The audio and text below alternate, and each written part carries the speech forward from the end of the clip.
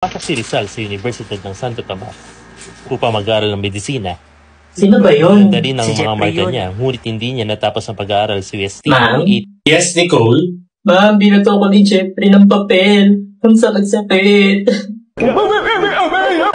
Ba't ako? Kung biso ko ka. Jeffrey, stand up. Ma'am, disturb. Kung nakikinig ka sa lesson ko, ang tanong, noong 1877, saan nag-aral si Dr. Jose Rizal? Ma'am, mali ko. Hindi ko naman siya classmate. Pag di mo ito nasagot, ina-drop kita sa subject ko. Ma'am, alam ko na pa yung sagot. Ano yun? UST pa yung sagot. Very good. Sit down. Bigyan ng palakpak. Nakachamba ka lang. Oh, stop. Saan ka pupunta? Excuse me? Ba't mo ako tinulungan kanina? Ha? Oh,